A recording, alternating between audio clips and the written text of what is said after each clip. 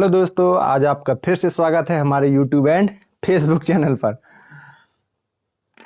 आज हम आपके लिए लेकर आए हैं MP board class 10 exercise 3.3 question number दूसरे का पांचवा सवाल। मतलब इस एक्सरसाइज यानी इस अध्याय का यानी अध्याय 3 का ये अंतिम सवाल है। कौन सा सवाल है? अंतिम सवाल है। आप अध्याय 3 के जितने भी हमने वीडियो बनाए हैं, क्वेश्चन बताए हैं, उन सभी वीडियो को देखना है और समझना है। जो भी आपका डाउट अभी शेष रह गया हो तो आप कमेंट बॉक्स पे जरूर बताएं, हम उसका सवाल का जवाब जरूर देंगे। तो हम आपके लिए जो पांचवा सवाल लेकर आए हैं इसको आप समझते हैं। सवाल बड़ा है, बोर्ड में नहीं लिखा जा सकता, इसलिए हमने सोचा कि आपको ओरल ही ऐसे पढ़ के बता दें और समझा दें। तो क्वेश्चन ये है कि किराए पर देने वाले किसी पुस्तकालय का प्रथम तीन दिन का एक नियत किराया है। कोई पुस्तकालय है जो पुस्तकों को किराए से देता है, काहे के लिए? पढ़ने के लिए। तो उसके प्रथम शुरुआत के 3 दिन का किराया क्या है? नियत है, मतलब एक निश्चित है कि आप 3 दिन तक लिए रहेंगे तो इतने रुपए देना पड़ेगा। और क्या कहता? इसके बाद प्रत्येक अतिरिक्त दिन का किराया अलग है। ठीक, यानी 3 दिन तक आप लिए रहेंगे तो इस कहने का मतलब 5 रुपए लगेंगे। यदि 3 से चौथे दिन, 5वें दिन, 6वें दिन लेते हैं तो 3 दिन का जो आपका 5 रुपए लगना है वो तो लगेगा ही। इसके अलावा जो अगले जो एक्स्ट्रा दिन आएंगे, अतिरिक्त दिन आएंगे, उनका क्या किराया है वो अलग से नियत किया जाएगा, मतलब निश्चित किया जाएगा कि आपको इतने हिसाब से देना पड़ेगा। तो क्वेश्चन भी हमारा यही है कि प्रथम 3 दिन का किराया नियत है और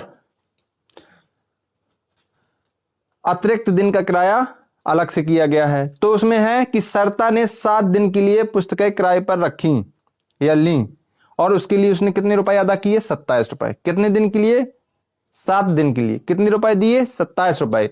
तो प्रथम शर्त में हम ध्यान देंगे तो इसका बनेगा कितने दिन के लिए लेती है? 7 दिन के लिए। तो 7 दिन में वो 3 दिन तो शामिल है, शुरुआत के नियत दिन। तो हमने नियत दिन हमने क्या मान रखा है? x। हमने लिखा कि प्रथम 3 दिन का नियत किराया x तथा प्रत्येक अतिरिक्त दिन का किराया y रुपए है। तो नियत किराया तो हमारा x हो गया। ठीक, x कितने? 3 दिन का बनाना है x। तो 7 में से 3 दिन चले जाएंगे तो कितना बचेगा? 4 दिन अतिरिक्त हुए ना। इस क्वेश्चन को थोड़ा समझने की जरूरत है। 4 दिन क्या हुए? अतिरिक्त हुए। तो 4 दिन को हम अतिरिक्त में क्या माना था? y के साथ गुणा कर देंगे, बराबर कितने रुपए अदा किए थे? 27 रुपए। ये हो गया हमारा समीकरण 1। ठीक, इसी प्रकार दूसरी शर्त में उसने क्या कहा है?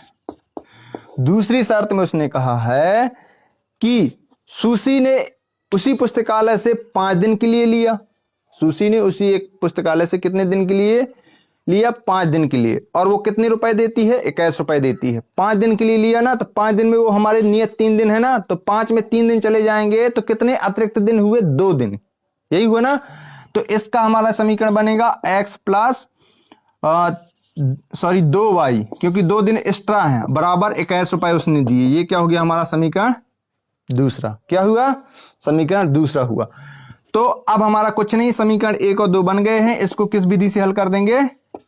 विलोपन विधि से, क्योंकि हमारा 3.3 क्या पूर्णतः विलोपन विधि से हल करना था और 3.2 में हमने प्रतिस्थापन विधि का उपयोग किया था। अब हम जब ये दोनों प्रश्नावलियां सीख लेंगे तो हम निश्चित कर पाएंगे कौन सी विधि हमारे लिए उचित रहेगी। तो विलोपन विधि में लिखने के लिए हम समीकरण 1 लिखेंगे x प्लस 4y बराबर का 27। ठीक, और ये हो गया x प्लस 2y बराबर का 21। तो आप देख रहे होंगे x का पद क्या है? बराबर है। y के पद में अंतर है, क्योंकि यहाँ 4 है, यहाँ पे 2 है। x के पद बराबर हैं तो हम अब भाई चिन्ह भी बराबर है, तो चिन्ह अलग करने के लिए हमें क्या करना पड़ेगा? घटाने पर लिखेंगे। तो ये प्लस का x है तो माइनस का, ये प्लस का 2y है तो माइनस का, प्लस का 21 है तो माइनस का हो गया। काहे का हो गया? माइनस का। तो ये प्लस का x प्लस माइनस का y आपस में कट गए।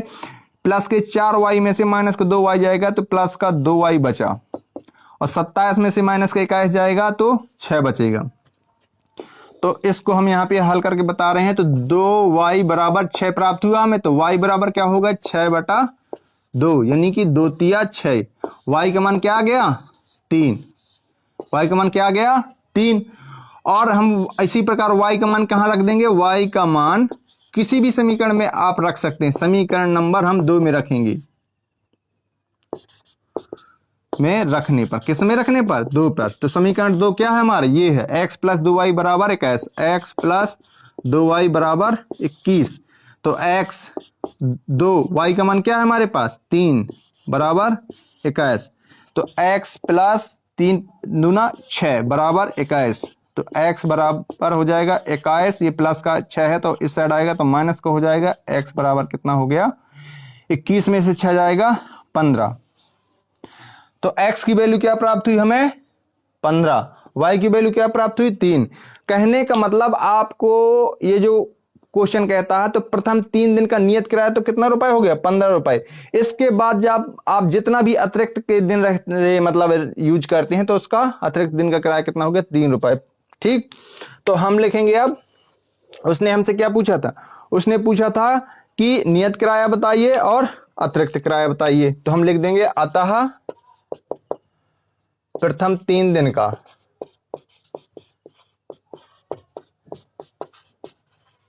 नियत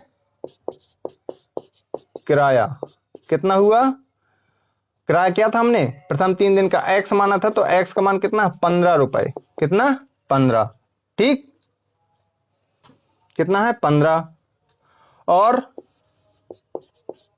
प्रत्येक यानी कि हर एक दिन का, प्रत्येक अतिरिक्त दिन का किराया कितना हो जाएगा, किराया अतिरिक्त, सॉरी दिन भूल गए, यहां पे दिन छूट गया, ध्यान देना आप। दिन का किराया क्या माना था हमने y, तो ये कितना हो गया 3 रुपए। अब ये हमारा लगाना क्या सही है या नहीं है, ये जरूर आप सीख लीजिए। जो हमने उत्तर प्राप्त किए क्या ये सही है कि गलत है। इसके लिए हमें कुछ नहीं करना पड़ेगा, ये जो x और y के मान किसी भी समीकरण में रख देंगे, यदि बराबर सिद्ध होता है तो हमारा मान सही है। तो x मान कितना है 15, ये समीकरण 1 में हम रख रहे हैं। x का मान कितना है 15 और 4 तो है ही है, और y का मान कितना निकला 3 बराबर का 27, कितना 27 है। 15 4 3 12 बराबर 27, तो 15 और 12 कितना होता है 27 बराबर 27। अर्थात हमारा जो उत्तर प्राप्त हुआ है वो क्या है, सही है।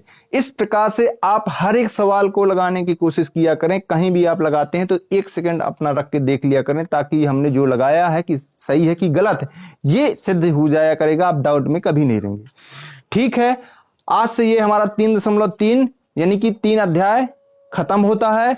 हम आपको मिलेंगे नेक्स्ट डे अध्याय नंबर 4, जो आपको पहले हम बेसिक बताएंगे, इसके बाद आपको प्रश्नावलियों में लेकर आएंगे। तब तक के लिए हमारे वीडियो देखिए, और फेसबुक पर है तो फॉलो करना मत भूलिए, और यूट्यूब पर है तो लाइक शेयर सब्सक्राइब करना तो बनता ही है। अरे भाई जबरदस्ती दबा दिया करें। मिलते हैं हम आपको नेक्स्ट डे पे।